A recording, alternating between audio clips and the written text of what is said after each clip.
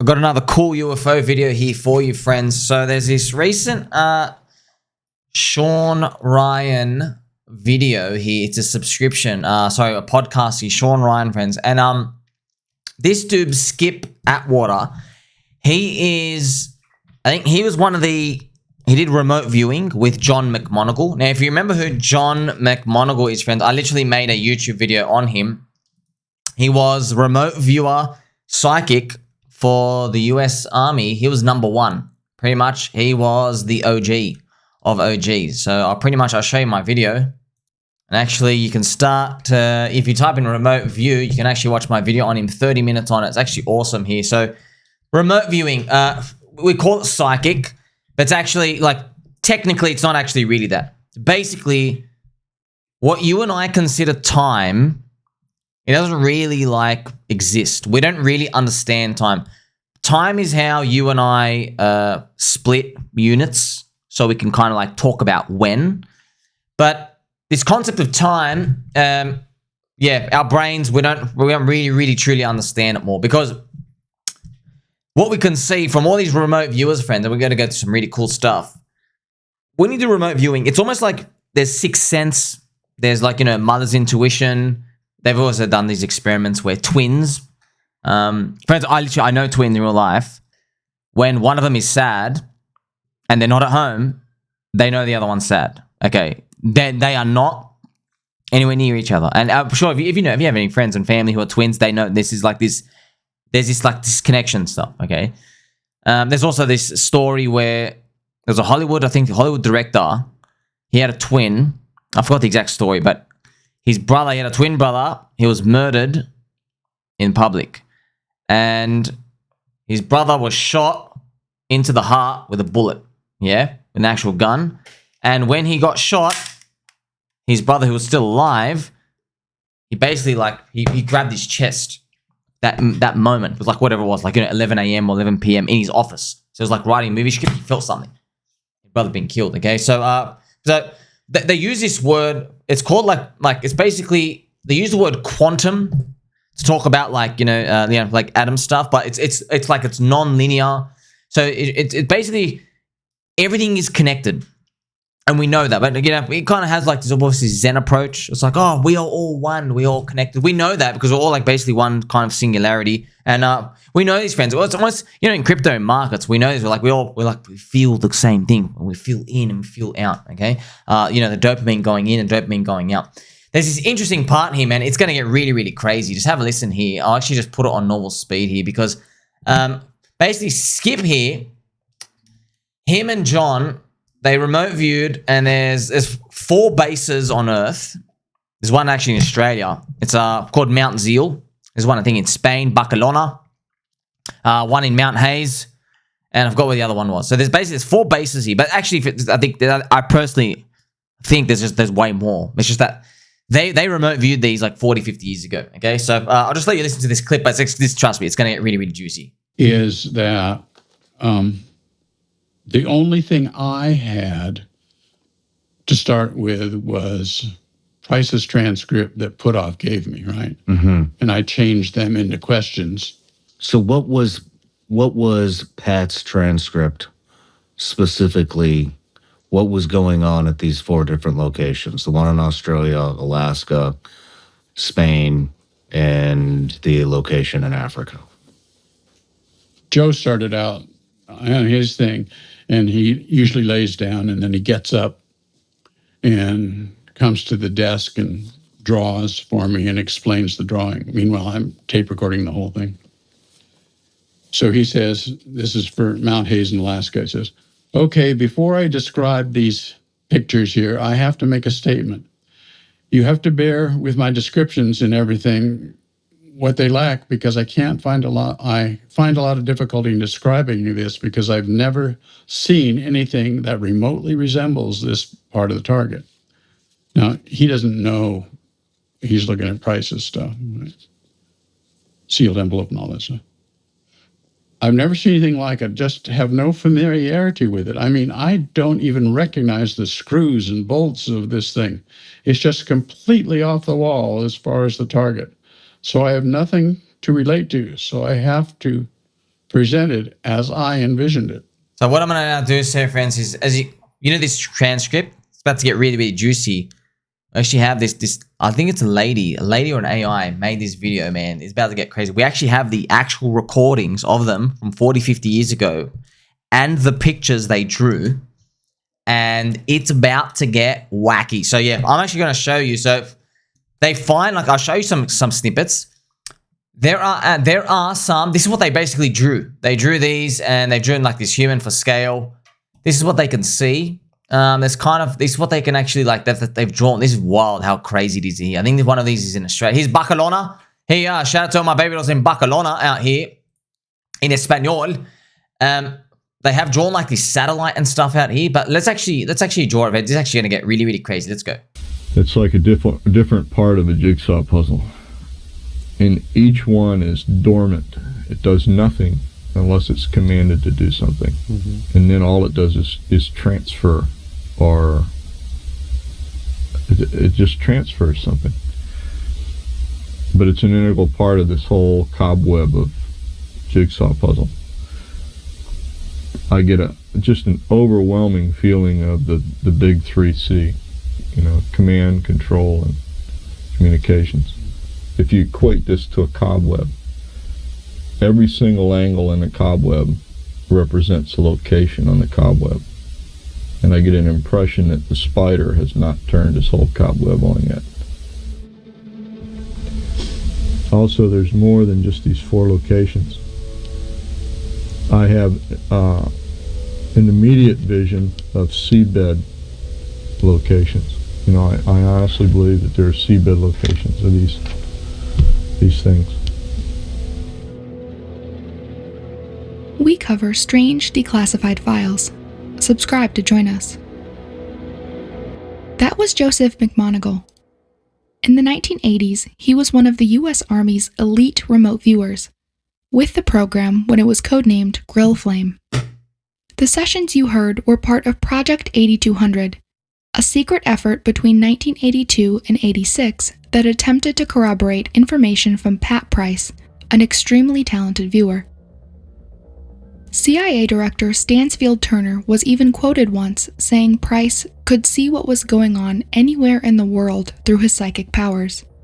So I just want to show you, friends, they did experiments where, and this actually happened, where this Pat Price and actually John McGonigal, I forgot which one of them did this, but Coconut Intelligence Agency, literally CIA, they send a dude, they go, all right, listen, you're going to drive to a random part of the map, and you're going to tell us what you see. They literally, guy goes in the middle of America, like out there, middle of America, he goes to a random state, and he's just like looking out to a field. And then they would call up Pat Price and John McMoneagle. Okay, but they call up like John and they go, okay, we have a dude out there, somewhere out there, in a mysterious location. They don't even know what country it is, okay? They go, what does he see? And then John, he'd draw and be like, he sees like, I see a fence and hills and there's a little barn, okay? And I see like an electrical pole. And they'll call the Coconut Intelligence Agency dude. They go, hey, what's actually in front of you? And they're like, there's a barn here, there's some sheep, there's some thing. Yeah, so this happened a few times. And like, what the hell? That's why, but this is like 40, 50 years ago. Imagine what they know now. This is all real. This actually all happened. It's all documented. Not just like hocus pocus. Actually, like they're flipping out. Like, how did this psychic, we've got no other word to use it. How did they know what the vision of this guy was? You know the crazy part, friends? You know the Coconut, you know the Pentagon, everyone can, like watching it. They did a double blind. They did not know where the agent was going first. They didn't know either. Okay, so they did not know where to go. They're just like, it was random. Okay, so they set it up like that. Which means like, I guess time and all these things, they're convoluted. And, you know, friends, we know this as well. So we know sometimes we all think of the same thing. We all think like, hey, I was thinking about that. We've all had that happen to us, by the way, where we're like, hey, you're thinking about a person, they call. And you're like, that is really, really strange. It's not random. You know, it's definitely not random, okay? So yes, they did remote viewing, and this video is really, really cool. There's like 4 locations on Earth, UFO bases, but they're just watching us. Now, what are they watching? Basically, what he says is it's something like this big beacon thing. It's emitting signals out to space. There's nothing like really, really unique about that. They just really, really detailed, but they also got the feeling they don't want humans to kind of like go there. They're kind of buried there. They don't want any hikers to pretty much go there and check it out. But yeah, let's continue. Okay, so you get an idea. Let's go. Price's personal sessions led him to believe this. At least 4 mountains across Earth hide secret underground bases, managed by beings he believed were extraterrestrial. In 1973, 2 years before his death, Price gave Hal Puthoff at the DIA-funded SRI International a file, only saying, "You might be interested in these UFO bases." Their locations were important, he claimed. I got to just quickly show you as well. So friends, Hal Puthoff is a PhD scientist. He's in like every single UFO documentary because he is like, he's done so much work for the US government, but he's not allowed to tell the public what he worked on. They'll basically kill him. He basically said, look, I can't really tell you, not allowed to confirm or deny, but he's in like, if you've watched James Fox's The Program, Hal is like a really, really slick, he's a sweet guy and stuff, but he's like, yeah, he's like smart scientist. He's in him with Eric Weinstein. It's all of it's real. We know it's all real. Okay, everybody, like you spent more than 5 minutes in here. You don't need the government to tell you it's real. You obviously know why. If it doesn't take a genius to figure out, like, hey, Coconut Intelligence Agency, why wouldn't you go and admit to literally everyone out there on Earth who might want to take out America? Why don't you go and admit that remote viewing is real and that we can access like these advanced UFO quantum leaping type of stuff with our brains? Why don't you go? Of course, like I can't figure that out. Can't figure out why they won't go tell everybody out there that this like secret untapped power, like just in case somebody kind of tries to figure it out. But I remember from the John McMoneagle interview, so I remember a lot about it. So if you're curious about his win rate in terms of like his success rate, so John and Pat Price were like off the charts in terms of gift. They were like, they're like the Lionel Messi. They're like the Messi and the Ronaldo of psychics. Their win rate was 25%. I think, it was either 10 or 25%. But you got to understand, I think maybe it was just 10%, 10 or 20%. But you got to think about this, dude. You are being given random locations of random images and random entities around the Earth for you to remote view. And there's like a 1 in 10 chance you get it right. You know what I mean? Like it should be like if there was no skill, it should be like near 0% because it's like you're just totally making up pictures. Like, am I thinking about an ice cream or am I thinking about a donkey? All right.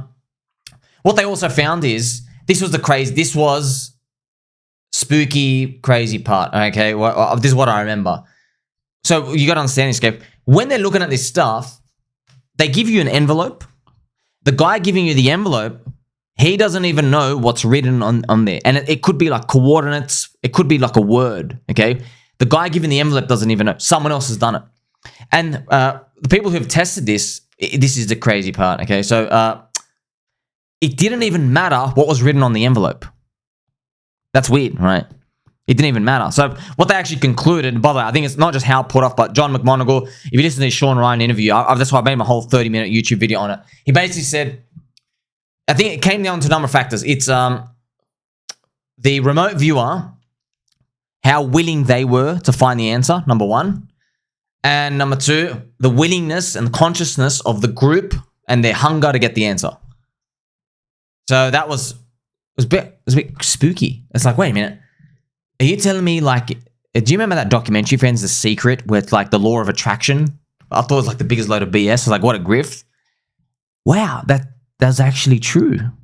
That was weird.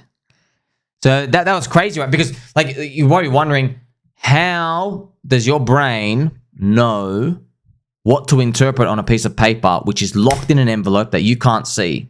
You know, like how do you know what they're looking for? Like, why is it these words? Like if they write like, the Himalayan mountains, okay? Because they tried different stuff. They're like, hey, write Himalayan mountains, but write it in Chinese, or write it backwards, or write it upside down. Like, how did they know what they wanted to get? And it was crazy. This is how it works, right? So the person who wants to find the answer, they're transcribing something on paper, okay? Something out there in the consciousness field, okay? Their willingness, like, hey, I want to see what is, let's say, I want to see what's buried underneath this Russian submarine. Okay, just a random thing. Okay, so that willingness out there, that consciousness in the same room, or I guess, or building or whatever, in the vicinity of the remote viewer, when that locks in, it connects, there's the probability of them finding the answer increases pretty much. Okay, so what it was that's crazy. Crazy. It's kind of like also interesting. Like, hey, so it's not just about what you write down. It was the willingness. Like, hey, we really want to find the answer. All of us really want to look for an answer. Okay, so that's actually how they're doing this. So what they do is they go, hey, look at these 4 bases, and obviously, friends, how do they get the 4 bases? I can't remember the full story, but look, friends, we know. Like, the government knows. They know their stuff here. And obviously, like, maybe a couple, like, there's been stories, friends, the US government, their various governments, they send a couple of, like, Navy ships or some, like, you know, spaceships, some airplanes to some areas, and then the guys don't come back. Pretty much, they send their soldiers on a suicide mission, and they know, oh, crap, we pissed the others off. I don't think we're meant to go there. I'm pretty sure, but they can't say that to the public. Hey, public, we kind of accidentally sent one of our soldiers. Sorry to the family there. Like, you know, because, you know, basically because you're expendable. You're just an expendable commodity of war. So let's continue. One under Mount Hayes, Alaska, others beneath Mount Perdido, Spain, Mount Zeal, Australia, and Mount Inyangani, Zimbabwe. The site under Mount Perdido had craft, Price claimed generated their own electromagnetic fields. For 7 years, these claims sat unchecked. Until 1980, when Puthoff gave the file to Stargate head Skip Atwater. That guy, friend, Skip Atwater, that's actually him right here. So it's funny, I'd never heard of him before. Really, I think I skipped over him, but then after I saw him again, I looked into it, and pretty cool, right? Soon after, Project 8200 was born. A presentation from Atwater in 2009 explains. He first gave the locations, only the coordinates, no details of what Price saw, to McMoneagle. In July and August of 82, they held several sessions using a technique known as extended remote viewing, a meditative style where the viewer teeters between asleep and awake. McMoneagle corroborated subterranean facilities at each location. He begins by talking about the purpose of the Mount Hayes site. So you're going to listen now to the thing, but if you're also interested, because I was too, like, I'm like, okay, what do they see? Like, how come you just start seeing this stuff? And the answer is, well, when there's this willingness to find an answer, and they basically start what they call like an open session. It's kind of like you're like a satellite. You're just sitting there, and we just got like a pen. Okay, we just got a paper. We just got a pen, and what you're meant to do is you're meant to get to a state where you have no bias. You're not thinking about any emotions. You're not thinking about food. You're not thinking about anything. You're not thinking about jelly beans. No crypto. No nothing. And this is the crazy part. They don't even tell you what to look for. That's the thing, friends. That's how they do these things. It's kind of fun. So they don't say, hey, I want you to look under this mountain. Okay. What's inside my pants? They don't actually say that. It's crazy. They go, hey, I've got an envelope here. Go. And they'll take like 30 minutes. Okay. That's why John and Pat Price are like, they're obviously off the charts. They're like the number one in the like, obviously, they got ones probably doing this stuff right now. They're not telling me and you about it, right? So they basically sit there in the room, and then they're like, okay, just start writing whatever comes to your mind. And that's why, obviously, these guys were great, because they had higher odds of writing down words which resembled, and also being able to draw pictures which resembled the target. That's pretty much it. The average person, I think, like, you and I could practice. So you could actually do this. Average person, who knows, maybe your win rate gets to like 5 or 10%. These guys are off the charts. They'd get like to 20, 25%. You're gonna think, but that's absolutely insane. Like this is Hollywood movie imaginary. This is not meant to be possible, real. But no, okay. All points in time, are they really points in time? No, everything is linked. We know quantum entanglement's real, right? We know that. Where all these points in time, everything is connected. So once you start to kind of like see that, like, okay, this stuff in science actually is real. So yeah, that's why they would write down like, okay, what are you seeing? And I just sit there, and after 30 minutes, like, they write words, but they don't think about the words. So they'll write down, like, desolate mountain, lots of clouds. And they'll write, like brown on the top of the mountain. And they'll say, like, oh, there's sheep at the bottom. Okay, so they write those words, and then, like, sometimes they draw stuff, and, like, yeah, it's not always 100%. Like, you can't see everything every time, but yeah, the ones you and I hear about are the ones where they were like super. It was like super clear, you know. So let's continue out here. This is actually the reading of them, or the recording. It's defensive. So read this. Not offensive. Like a shield of some kind. Very high charged, very excited, coherent pulses of positive charged particles. It's never been used on a full output. Still experimental. So friends, right here, he's describing one of the UFO bases. So that's why he's like, hey, I'm getting images of, like, charged particles. I'm seeing a command center. And they're saying, like, oh, this thing can be turned on, but it hasn't been turned on yet, but it's sending beams and signals out, okay? So this is like the things that they're getting, and then you're not meant to interpret it in real time. It's just like they're just meant to be like a messenger for the words. So let's continue. Power is weird. It's like, I don't think it's ever been done. He goes on to observe the haze location carried out long-range, low-frequency communications of some kind. A side effect of this was damage to electronic systems of overhead aircraft. 4 years after he said those words, Japan Airlines Flight 1628 witnessed 2 UFOs that emitted heat and were flanked by a flying disc. The encounter occurred in a near-perfect bubble around Mount Hayes, Alaska, starting 150 miles to the north and ending 150 miles southwest. Atwater and McMoneagle checked out the rest of Price's claims too. On Mount Zeal, Australia, he said this. Sense feeling of control, protection, and waiting. Very little activity, very few people. It's caretaker type. Keep flashing the protective umbrella.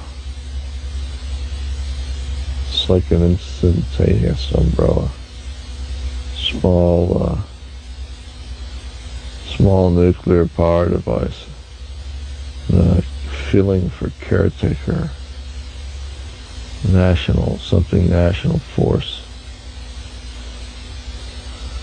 Then I get all this overlay of command and control centers, like defensive command control centers. It's like we're talking concept, because this is all waiting. Just waiting.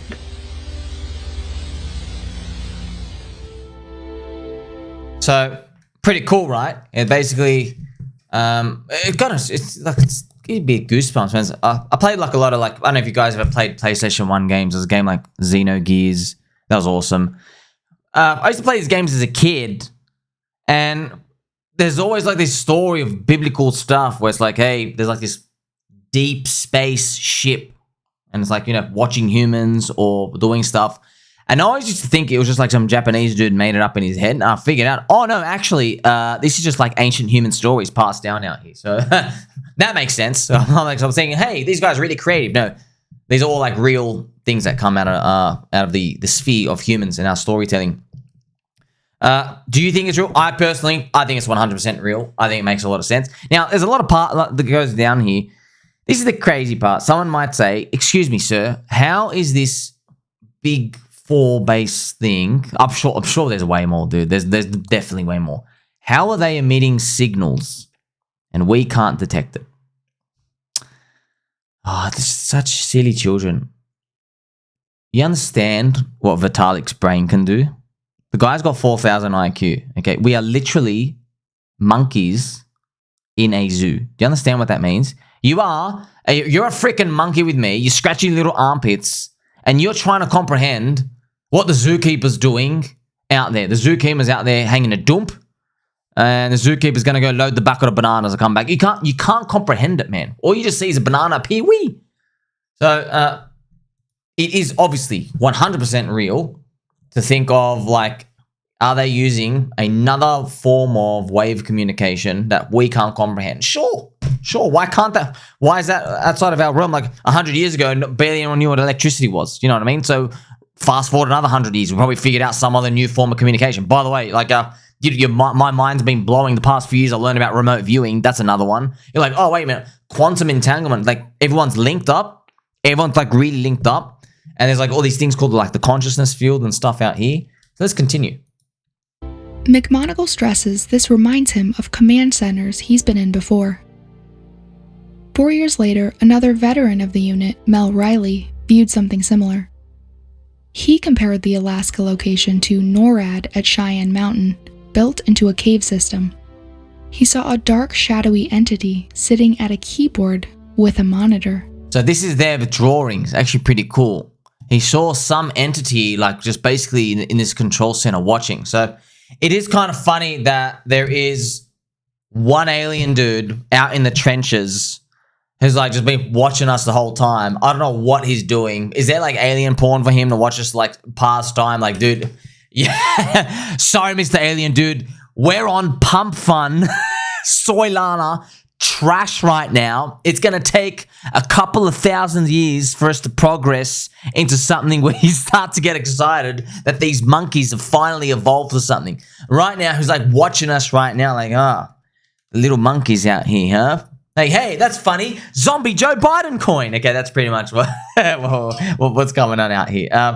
Yeah, but these are what we call like the Watchers. That's actually very common knowledge out here. They call, like, different ancient tribes and stuff. They are, when they refer to the Anunnaki, aliens, entities, whatever it is, like, they call them like Watchers, creators of sorts. Yeah, they're just basically just checking out over us. And now, you listen to one thing of these, you're like, maybe it's not real. But then you're like, wait a minute. When we launched the nukes, we got bombarded with UFO sightings when we launched the nukes. They're like, hey, monkeys, stop blowing stuff up. Right? So I think this is 100% true. I know, like, I can't give you any proof, obviously. And remember, when scientists, they got to get the test tube out and they got to do everything. And like, I say one thing to scientists, I go, God bless you. You know what I mean? Because like, without you, we wouldn't have lollipops. But I want to tell you one thing, bro. Your whole science thing makes one fatal assumption, that you're the smartest guy in the room. You get me? That's your fatal assumption. That you got the highest IQ in the room. So, how could a baby, let's do a baby turtle. How could a baby turtle in a little fish tank, how can that evaluate anything to do with like you and me chatting on the internet? A baby turtle. Think about that IQ difference. Literally a cute little baby turtle swimming around. Let's bring one up. Oh boy, he's so cute. Look at him. Look at this little baby turtle, friends. Look at him. Look at his cute little smile. We'll call him Squirtle. How is this little baby Squirtle going to compute you and me talking on the internet? Sending electrons out. Like, all he's got is a cute little shell, okay?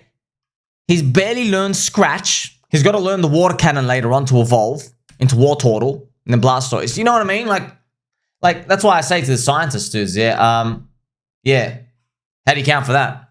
Like, well, we can't account for that. Well, there you go. You always got to assume you're the smartest one in the room. But that's why like science slowly creeps closer and closer and closer. So it is fascinating, friends. Check it out. Let's go through more. Back to 82. McMoneagle concluded his viewing of Zeal with this. I have a very sinister feeling for this target, and You know, it's like the old Darth Vader feeling, and I don't know how to explain that. In one way, you say it's not, it doesn't threaten anything. It seems to be defensive. I know, but it's a sinister feeling about it. It's not threatening now, but it's sort of like putting a snake in a box. You know he's in the box, but he's not threatening it. Okay. That kind of a feeling.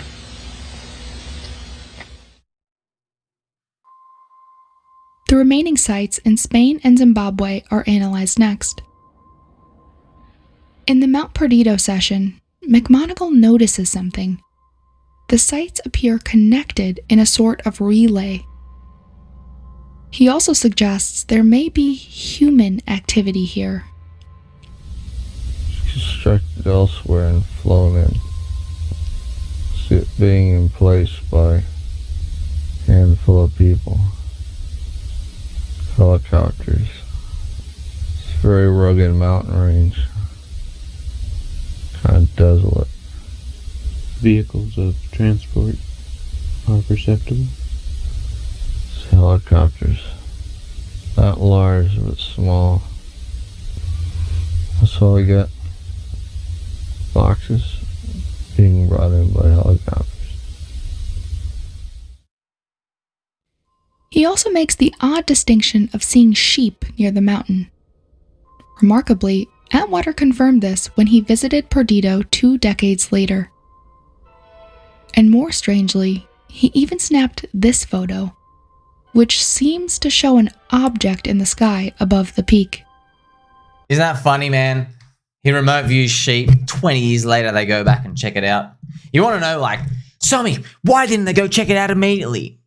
This is in the 70s and 80s, man. You were literally off your chops if you spoke anything to do with this. It was like really, really taboo. Really taboo. It's only like after like 10 years, okay, it calms down. Now we do a bit of an investigation and stuff out here.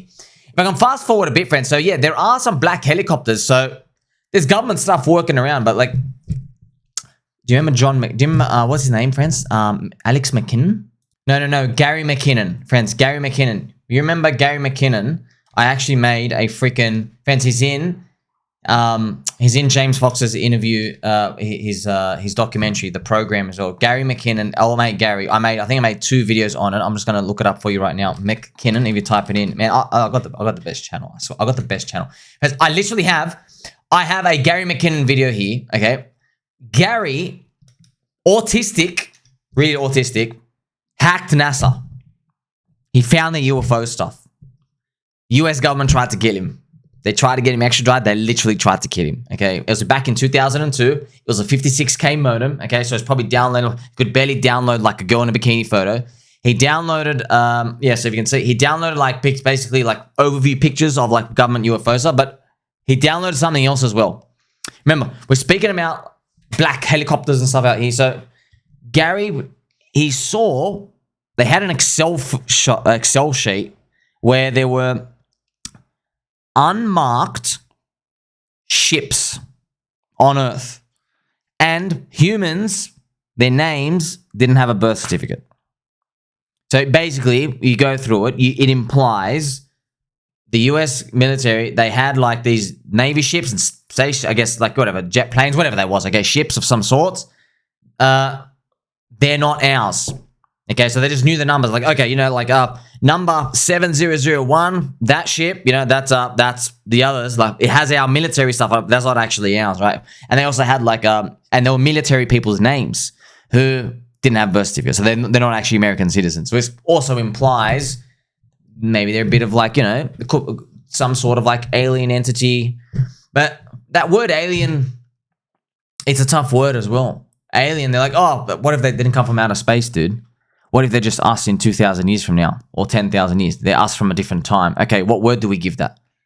They're us from the future? Does that mean they're us? You know, so we don't know the word. We just say the word alien because it just means it comes from another place. That's why they say extraterrestrial is from outside of Earth, but is it crypto-terrestrial? That's within Earth? Something, obviously, there's a lot of stuff going on. Our brains can't even comprehend it. You know, if you ask me to guess, I think there's life everywhere, personally. I think, you know, these words of like, oh, are they from out space or inside space? I think it's literally everywhere. I think there's underwater, above land, multi-dimensional. I think friends, literally, probably your fart could be a spirit. A spirit. I think there's literally beaming life absolutely everywhere. Because I don't think one person's right. I think, well, either everyone's wrong or everyone's right. I got a feeling everyone's right. I got a feeling it's like that.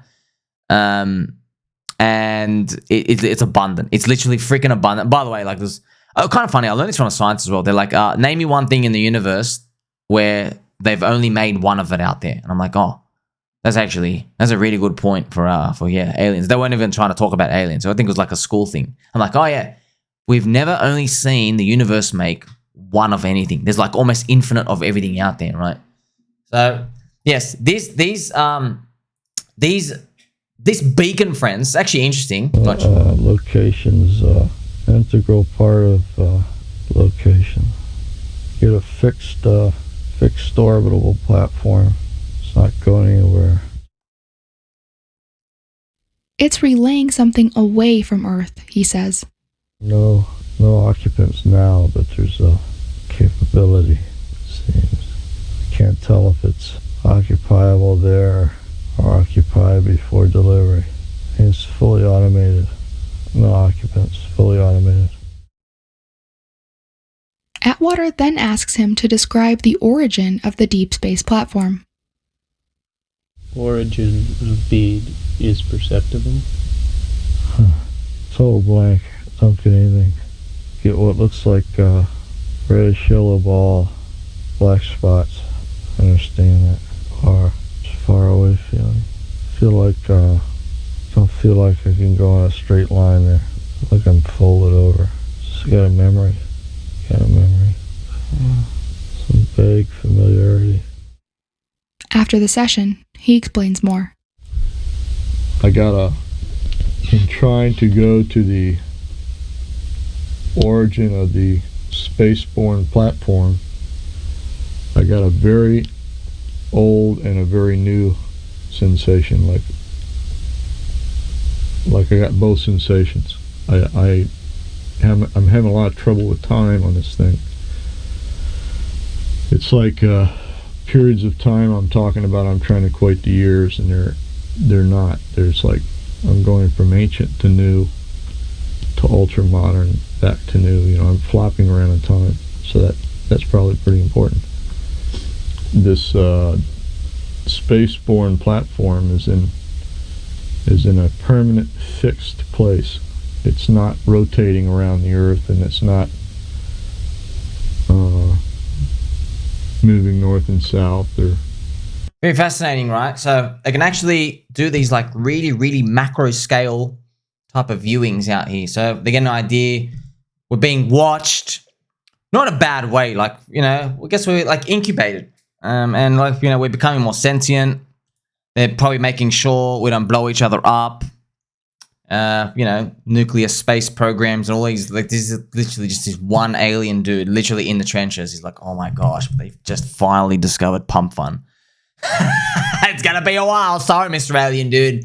It's gonna be you're gonna be waiting for a bit for us to get to the flying cars part. You know what I mean? So interesting. Yeah, it's fun. It's interesting how they can draw different things out here, but it's not all the time. So don't think, okay, they can see what you had for breakfast or anything, right? It's not that like specific all the time. It's just some of these got cross corroborated by other people. That's why this one's really fascinating, because like, wait a minute, these different remote viewers, they all saw the same thing. But here's another thing, friends. Like, beyond all this, if it's all true, I've got a feeling it's true. Our soul, it comes from like this ocean. We're kind of like, we get this little droplet, and then it just kind of like goes back to this ocean part. We are kind of like one. So it's kind of like brings you kind of at peace. You have to worry about kind of anything. It really does also like that. With these as well, though, it really does. You also get this feeling, you're like, man, I'm not alive for long enough, am I?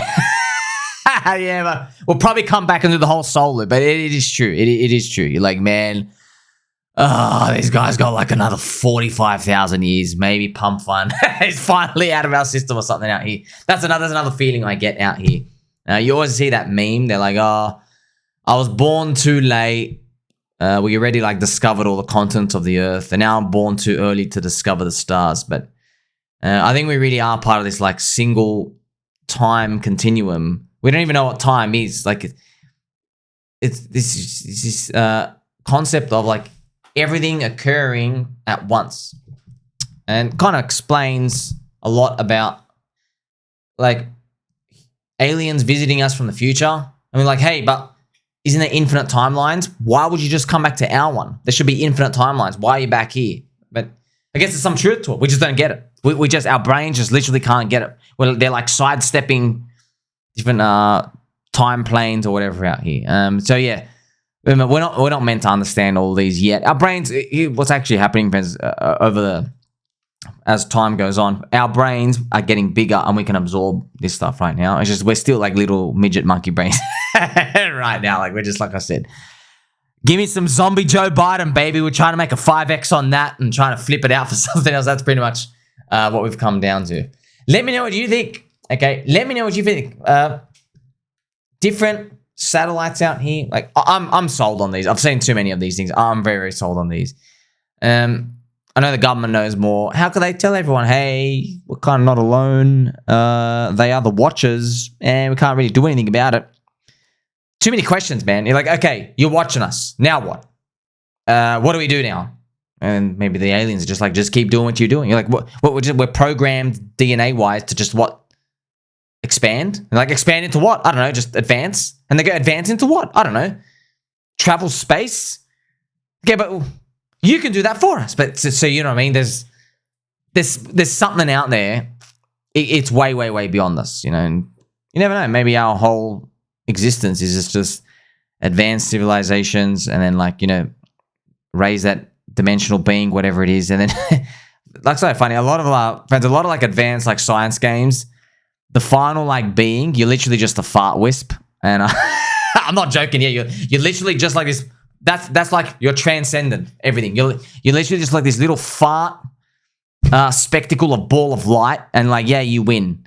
That's kind of like, that's like, yay, that's your final form of out here. I don't know if you guys have played Dota, like Wisp. You literally just freaking, I'm going to show you. If you remember, just play, friends, no one picks Wisp, okay? Wisp is the most annoying freaking Dota hero. He's just literally just a freaking fart out here. He goes around just hitting everybody.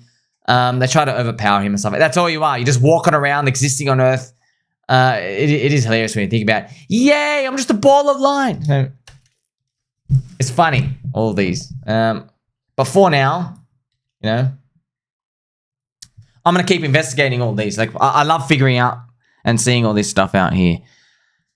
Here's the thing, man. Are all of them telling the 100% truth? Probably not. Okay.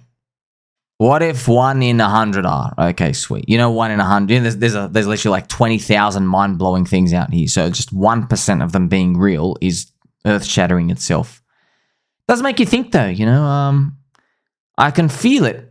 We're going to get more like UFO name-dropping, UFO stuff appearing, advancing science. They probably go like, obviously they know. They're like, yeah, we want to teach these monkeys what to do, but, you know, we haven't evolved properly yet. like, have you seen how people talk to each other on Twitter? You know, we still want to kill each other. So about that part, I guess we'll figure that out soon. Let me know what you think. Like, subscribe, catch you soon.